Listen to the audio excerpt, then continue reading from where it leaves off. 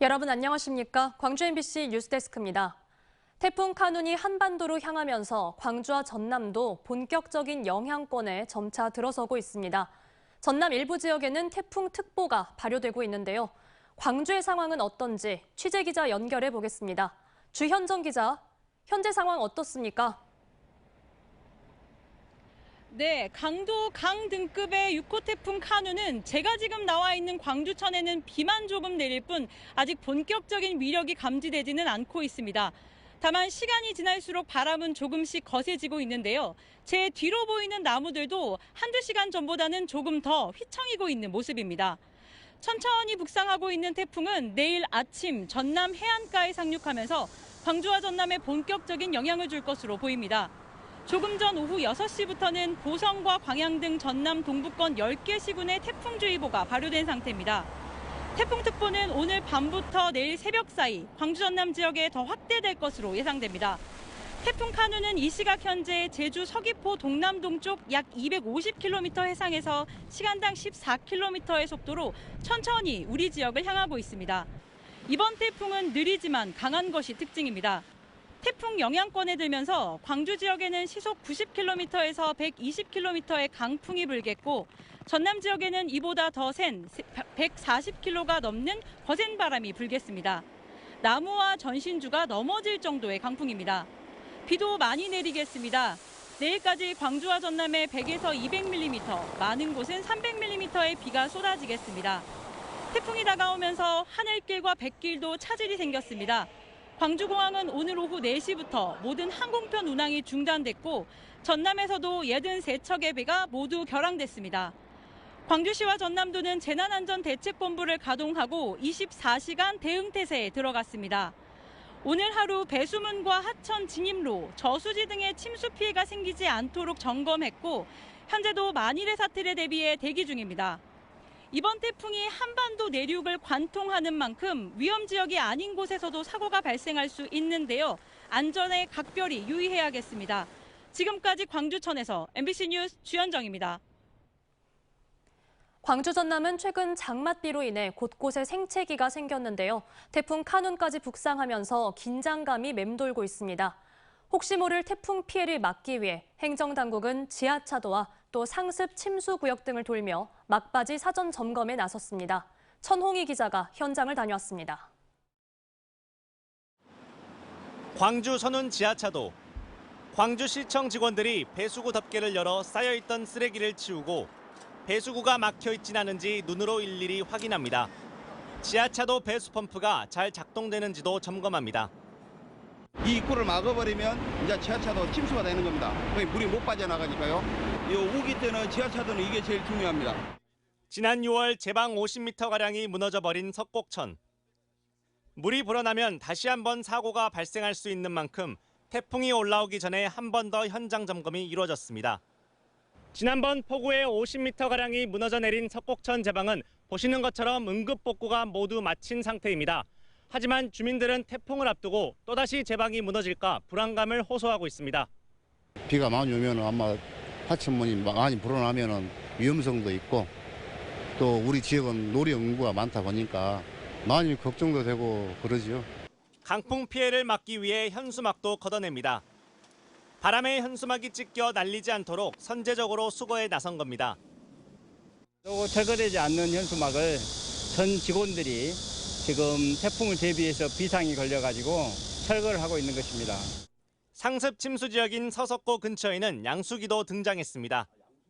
분당 1.4톤의 물을 퍼낼 수 있는 양수기 3대가 준비됐고 언제든 물을 퍼낼 수 있도록 비상근무조도 대기하고 있습니다. 도시철도공사는 공사가 한창인 광주 지하철 2호선 구간에서 공사 자재와 시설들이 날아가지 않도록 밧줄로 묶는 등 대비에 나섰습니다. 태풍 카눈에 대비해서 현재 광주시 전 공직자가 취약지구 등에 대한 철저한 점검을 하고 있고 태풍이 지나갈 때까지 비상근무할 예정입니다. 초강력 태풍 카눈이 한반도를 관통할 것으로 예상되면서 행정당국은 오늘 하루 태풍 피해 최소화에 안간힘을 쏟았습니다. MBC 뉴스 천홍입니다. 앞서 전해드린 것처럼 태풍 카눈이 한반도 내륙을 관통하는 유례없는 경로를 지날 것으로 예상되면서 전남에도 많은 비와 강풍 피해가 우려되는데요. 그동안 내륙을 통과했던 태풍의 위력은 어느 정도였는지, 또 전남에는 어떤 피해가 있었는지 신광하 기자가 정리했습니다. 지난 2022년 전남 고흥에 상륙한 태풍 루사. 시속 130km의 강풍과 기록적인 폭우는 수확을 앞둔 농경지를 물바다로 만들었고 기록적인 폭우에 산이 무너져 집과 도로를 삼켰습니다. 전남 지역 피해액은 3,797억 원, 복구에 들어간 금액은 6,606억 원, 14명이 사망했고 2명이 부상을 입었습니다. 초강력 태풍 3개가 영향을 미친 2012년에도 막대한 피해가 발생했습니다. 8월과 9월에 연이어 상륙한 볼라벤과 덴빈, 삼바 등 3개 태풍으로 인한 피해액은 3,713억 원, 복구비는 6,216억 원이었습니다. 3명이 숨지고 24명이 다쳤습니다. 부산을 거쳐 울산으로 빠져나간 2022년 태풍 흰남노는 강풍으로 인한 피해가 컸습니다. 10개 시군에서 720명이 대피했고 27억 원의 피해가 발생해 복구비로 385억 원이 들었습니다. 북상하고 있는 태풍 카눈은 시속 150km에 달하는 강풍과 기록적인 폭우가 예상됩니다. 태풍 영향권은 300km, 한반도 내륙을 관통하는 유례없는 경로를 지날 것으로 예보됐습니다. 남해안에 상륙하는 태풍은 기차가 탈선하는 수준의 강풍으로 큰 피해가 예상됩니다. 태풍 카눈 역시 강풍과 많은 비로 전남에 직간접 피해가 발생할 가능성이 높아 긴장감이 커지고 있습니다. MBC 뉴스 신광하입니다.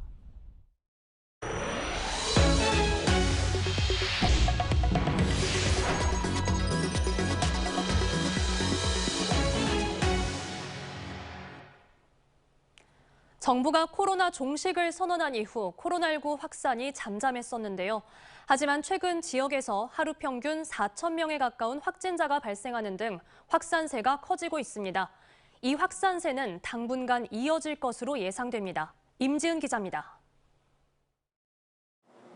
광주 서구 보건소에 있는 코로나19 선별 진료소입니다. 평일 오후 시간대지만 PCR 검사를 받으려는 시민들의 발길이 꾸준히 이어지고 있습니다. 뚜렷한 증상은 없는데 최근 주변에서 확진자가 늘자 불안감에 검사를 받는 사람들이 늘어난 겁니다. 우리 친구들도 그러고 죽는 줄 알았대요. 죽는 줄 알았다고. 그래서 걱정돼서 한번 와봤어요. 평소에는 안 썼는데 이제 그렇게 주위에서 걸렸다고 막 그러니까 마스크를 썼죠. 지난 한 주간 광주의 코로나19 신규 확진자는 모두 12,000여 명. 하루에 평균적으로 1,730명씩 감염되고 있습니다. 6주 연속 증가세인데 6월 셋째 주 확진자 추이와 비교하면 무려 3배가량 뛰었습니다. 전남도 사정이 크게 다르진 않습니다.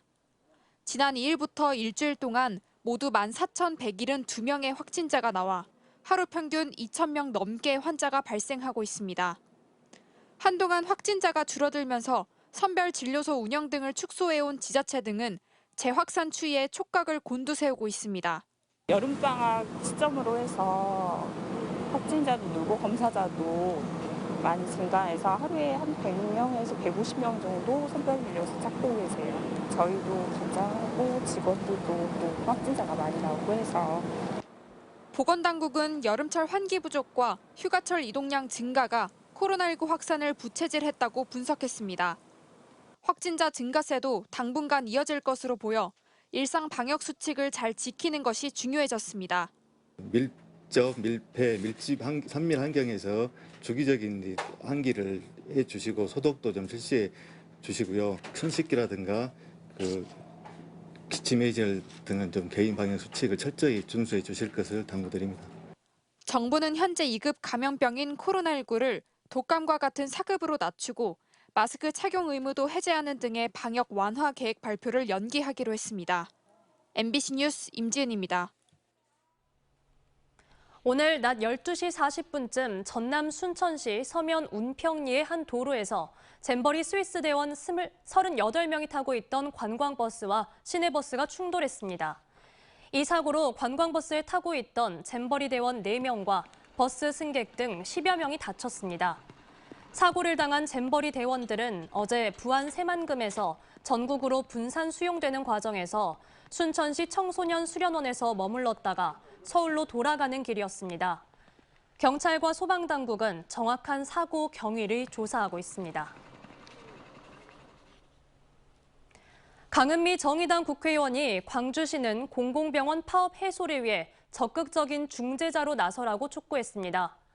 강 의원은 오늘 광주에서 기자회견을 열고 시립 1요양병원 파업 장기화는 시민의 건강권 악화로 이어질 수밖에 없다며 광주시의 시설 투자와 인건비 지원 결정 등 적극 개입만이 사태를 해결하는 유일한 열쇠라고 강조했습니다. 그러면서 광주시 공공병원 전반에 걸친 위수탁 재검토와 책임 운영 방안 마련 등도 주문했습니다.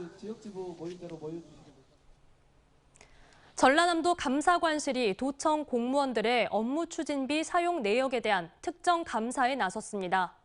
전라남도 감사관실은 최근 3년 동안 본청과 의회 등 각 부서가 지출한 업무 추진비 내역을 대상으로 공휴일 사용이나 부서장 사적 사용 등 규정 준수 여부를 중점적으로 살피고 있습니다. 앞서 전남도 감사관실은 최근 3년 동안 사무관리비 집행 내역을 감사해 예산을 사적으로 사용한 50명을 적발했습니다. 4년 동안 공전 중인 허재호 전 대주그룹 회장에 대한 탈세 혐의 재판과 관련해 법원이 국내 송환 절차를 밟기로 했습니다. 광주지법 제11형사부 고상영 부장판사는 지난 2007년 주식을 매도한 뒤 소득 발생 사실을 숨기고 양도소득세를 내지 않은 혐의로 기소된 허 씨에 대한 공판 준비 기일을 1년 7개월 만에 재개했습니다. 이 자리에서 재판부는 범죄인 인도사법 공조 절차를 밟겠다고 밝혔고 내년 4월에서 6월 사이에 공판 기일 3개를 잡아 피고인 소환장을 뉴질랜드 당국에 보내겠다고 강조했습니다. 뉴질랜드에 머물고 있는 허 씨는 건강 악화 등을 이유로 2019년 첫 재판부터 단 한 차례도 법정에 나오지 않고 있습니다. 광주 민간공원 특례 사업지 중 가장 큰 규모인 중앙공원 1지구의 공동주택단지 건설과 관련해 추가 교통대책이 수립됩니다. 광주시와 중앙 1 민간사업자는 화정동 우미아파트와 광주시청자 미디어센터 일원 등 2곳에 이미 완료된 교통영향평가 심의와는 별개로 도로 신설과 확장, 또 신호기 추가 설치 등을 강구하기로 합의했습니다. 이는 아파트 단지가 완공되면 일대 도로가 예상보다 더 혼잡할 것이라는 민원을 감안한 대책입니다.